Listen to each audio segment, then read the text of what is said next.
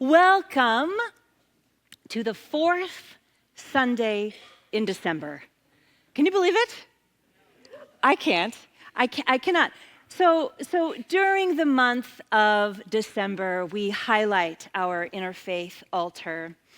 And Shelley and I, have been honoring all of these beautiful faith traditions from around the world in different cultures and different faith paths than ours, and how we have been impacted by them and what we can learn from them, and most definitely the mystical aspect of them. And this week in the Christian calendar, it's the fourth week of Advent, and so we have lighted the candle for peace, which I'm going to be speaking about, and also the pagan or earth-based festival holiday celebration of solstice, which is what I'm also going to be talking about today. And then next week, our beloved Shelley is going to talk about Hanukkah and Kwanzaa. Can you believe Hanukkah and Christmas start on Wednesday of this week? Oh my goodness. And then Kwanzaa. It's all just so rich and beautiful. I want to, hello, off you go. I love you, goodbye. Okay. So there is a story that I love, and I realized I haven't told it in like 4 years, so I thought it might be time to bring it back, because every time I read a story, it has a new meaning for me, a new layer for me, especially if there's some time that's gone by. So some of you may remember this story, and some of you may not. I just love it. So in 1957, there was a monastery in Thailand that was being relocated, and a group of monks were charged with moving a very large, humble-looking Buddha. It was a clay Buddha. And on moving day, it took the monks all day to try to even move this Buddha an inch. There were ropes snapping, and they were trying to do all kinds of things. The thing was massive. It was so much heavier than they had originally thought. And so after a day of trying to move it, they thought, you know what, never mind. One of them saw a crack in it, and so they just said, you know what, we're not gonna move this now. We're gonna sleep on it. We'll get a full night's rest, and in the morning, we will attempt this again. So when night came, one of the monks went and just wanted to check on the giant statue. And it was dark, and so he had his flashlight with him. And he was flashing it on the Buddha just to make sure everything was okay. And that crack that they saw, because it was dark, his flashlight caught this glimmer of something, of some sort of radiant light there in the clay. And so curious, he got out his hammer and his chisel, and he began to chip away at that area until he was able to see more clearly what it was. And once he saw, he ran up and he woke up all the rest of the monks. And they all came down, and they all got out their hammers and their chisels. And together they worked for hours and hours, all night long, knocking off piece after piece of clay from the giant Buddha. And finally, as the morning light began to shine, they were done. And they looked up, and what stood before them was a giant gold Buddha. This is the Buddha.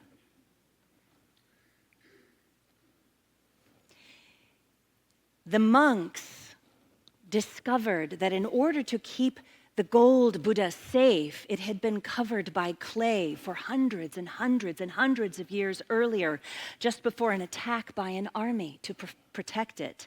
And so over many, many generations, the gold inside the clay was forgotten. This golden Buddha, by the way, is now worth nearly $300 million. That was a nice discovery. At the center of our being, underneath our hardened shell, if you will, which may look like fear, anger, jealousy, defensiveness, or frustration, there is always an indwelling peace, that spiritual gold at our center, just waiting to be revealed from within us. But so often in our human experience, being what it is in this world of affairs, in this material world, we cover it up with layers of protection that turn into defensiveness or fear. And like the monks in Thailand learned, sometimes the gold or the God at the center of us can just be forgotten. We can forget. My talk today is called Peace at the Center, which is very sweet to me because this past Friday night we had our annual candlelight service here. How many of you attended our annual candlelight? And those of you at home, oh, yes. You know, afterwards, I was visiting downstairs and I came back up here and I gathered my things and I was getting ready to go home, and I felt for the first time in a long time a deep, deep sense of peace. You know that kind of peace? You know it. I get that kind of peace after a massage. Thank you, Board of Trustees, for my holiday gift, by the way. It was a massage, so that I get to have. Yay. But in that moment for me, I recognized something. I recognized something new, which I always get very excited about. Because it was not lost on me that feeling of peace right now, deep peace during this time of year, depending on what you may be navigating in your own personal life, what may be weighing on your heart, the political season that we are in perhaps, or just this time of year and all that it can bring up for some of us. I realized in a deeper way that breathing, walking, living, being in a place of deep peace requires not only mindfulness, but it requires strength. Now, this may seem odd because peace has this reputation of being, hippy-dippy, easy-peasy, peace man, peace out. But to cultivate real deep peace, the kind of peace that I'm talking about, the kind of peace that anchors your life, especially during challenging or difficult times, that kind of peace requires spiritual strength. And I don't know that I've ever actually equated inner peace with spiritual strength. Have you, Shelley? We think of them often as two separate things. They are not. Inner peace requires spiritual strength. Of course, all the great peace movements our world has known required enormous strength and huge amounts of conscious work. The women's suffrage movement, Gandhi's Salt March, the civil rights movement, the anti-apartheid movement in South Africa, the Velvet Revolution in Czechoslovakia in 1989 that resulted in the establishment of a democratic government. These peace movements took guts. They took determination, and they took buckets of strength. My friends, deep, unshakable peace requires spiritual strength. So, unless you are getting a massage or you are sitting by an ocean without a thought in the world, peace requires the conscious choosing of it. Peace requires the conscious choosing of it. And here's the most beautiful, comforting thing.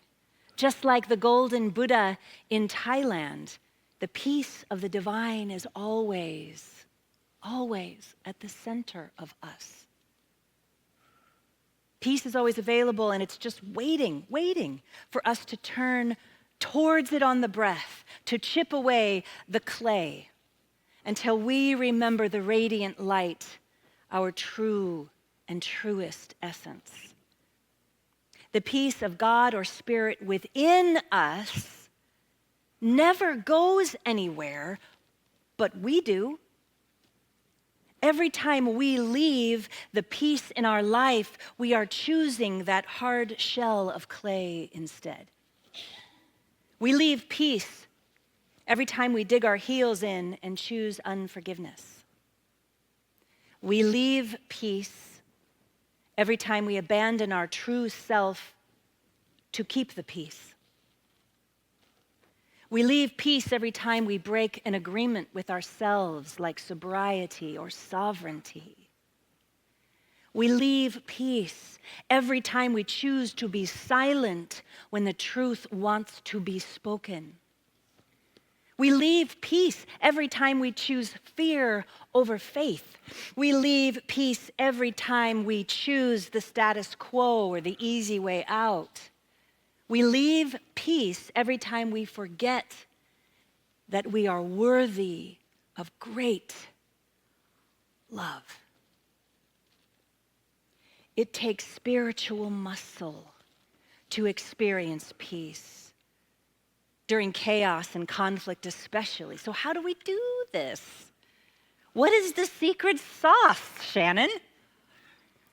How do we stay in the place where we remember our peace, our golden truth? How do we stay centered in love when we feel unlovable, or when we feel outside of the circle of ease and belonging? We do this using the spiritual tools we teach here.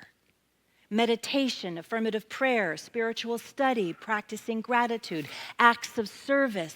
That is how we do it. We become stronger and we become more able to access our peace when we engage in daily spiritual practice. And it doesn't have to be a lot. I mean, you can do whatever amount of spiritual practice you want, but we're not monks. It just doesn't require 10 hours of meditating every day. Ours here in the New Thought Center for Spiritual Living is a practical spirituality. If you haven't already, I invite you to carve out just a few minutes each day for meditation. Guided meditation is great, especially for those who are starting out.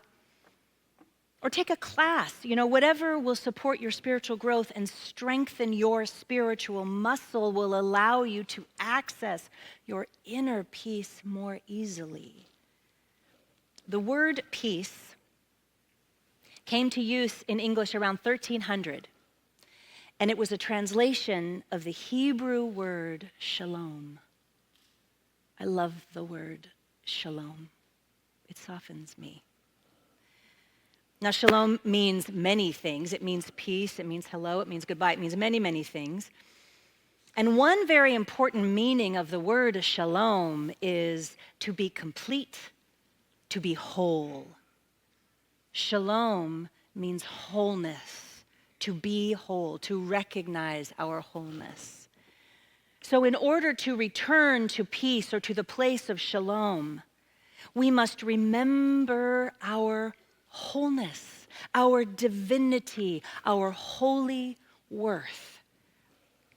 Well, it just so happens that we are in a very potent time in our celestial calendar for remembering spiritual truth, for remembering our birthright, which is peace.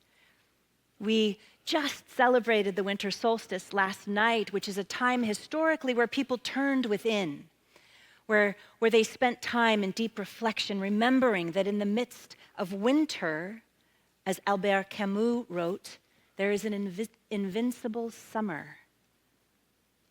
There is an invincible summer within us in the midst of whatever wintering time we are moving through.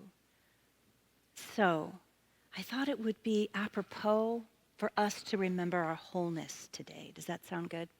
To remember the peace at the center of us, our spiritual gold or God that is so often just right under the surface of our daily waking awareness. So I'm going to invite all of you here and those of you at home to just take a moment. Let's do this together. If you're willing, are you willing? Okay. Let's take a deep, nourishing breath in. Let it be easy. Let your exhale be longer than your inhale. That reduces anxiety. Another deep, easy breath in.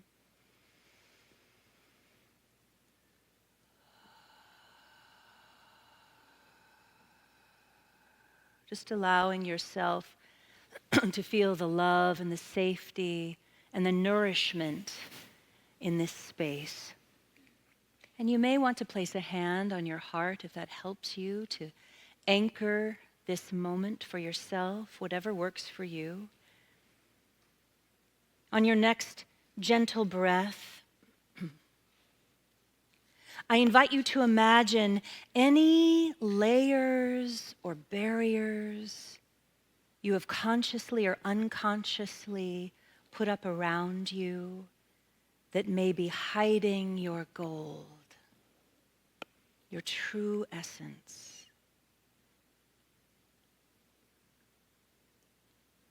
And this is different for everyone. This barrier can look like resistance. It can look like perfectionism or not trying for fear of failure. It could look like defensiveness, whatever shell you tend to hide behind. I invite you to gently visualize the peeling away of it.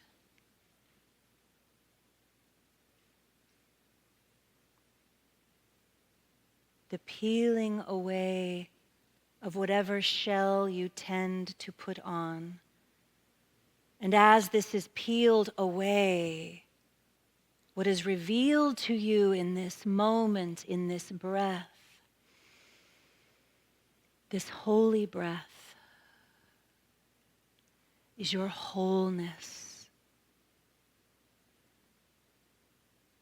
your strong and beautiful and unbreakable, magnificent light.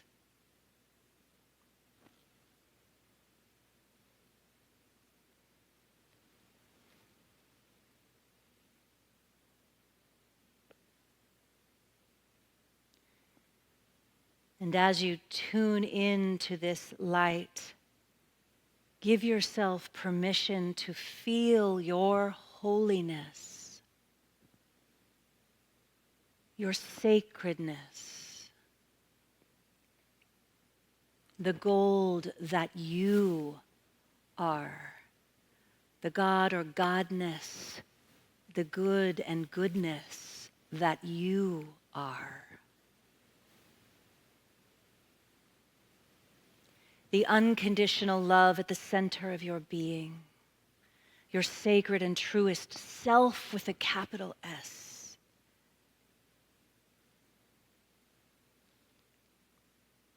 Anchor this remembrance, this feeling in your awareness, so that anytime you realize that you are putting up a layer of clay around yourself on your breath, you can remember your true, holy, magnificent, deeply, deeply loved soul.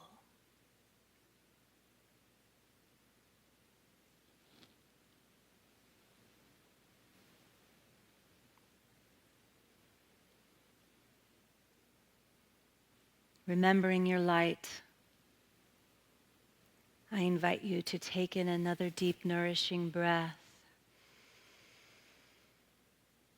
And when you are ready, just gently return to the room.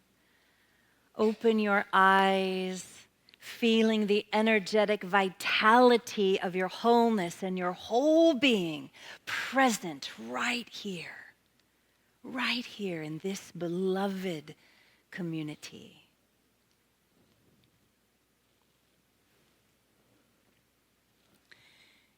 Eckhart Tolle wrote, "You find peace not by rearranging the circumstances of your life, but by realizing who you are at the deepest level.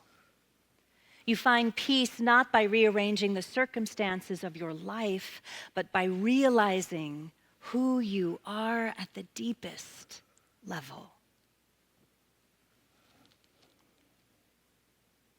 For those of you who may not know, The winter solstice is understood as the shortest day followed by the longest night. It's often thought of as one day. However, our ancestors thought of this time, the midwinter, as they called it, as a powerful time between times, a season within a season. They thought of this time in our calendar as a process. Isn't that beautiful? Not just one event, but an actual process. The old northern European Yule celebrated this introspective time as the 12 days of Christmas. Not just one, but 12. It's so wise. Before the overly marketed rush between Black Friday and December 25th, this time was revered as a crucial and important time of rest. Can you imagine?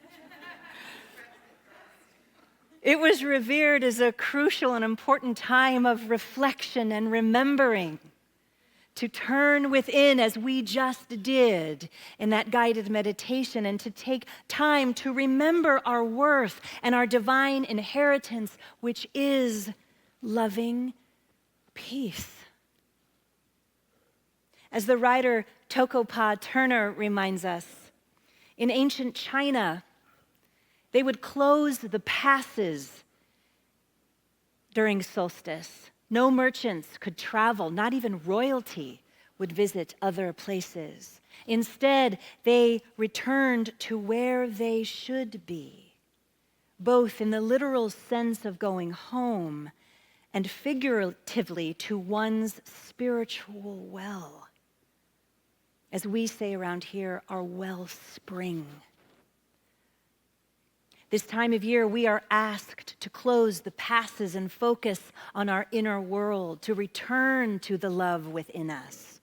In Taoism, for example, the wisdom of the solstice contained in the I Ching hexagram, Fu, meant returning. This is a time, my friends, of returning, of remembering, returning and remembering, returning and remembering our spirit, our soul, our peace. So this week, I invite you to return to that spiritual well or wellspring, to gently notice any time that you may have just maybe lathered on a tiny, teeny extra layer of clay. I invite you to notice that and remember that deep peace will require your strength. And in that moment, to turn to whatever spiritual practice supports you, whatever that may be. It may be as simple as, Spirit is right here where I am. I need no protection. Spirit is here. God is here. Love is here with me, as me, through me. Whatever the spiritual practice is for you, affirmation, gratitude, affirmative prayer, meditation, whatever it may be, if you can catch that layer of clay before it dries, you're good as gold.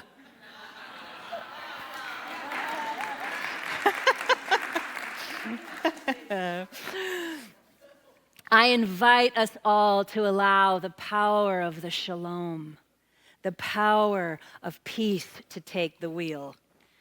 And so during this midwinter, this season within the season, I invite you to also, my loves, tread lightly. Be gentle with yourself and with others. And remember, your inner gold, your inner light, your spirit, your wholeness is available to you in every single breath.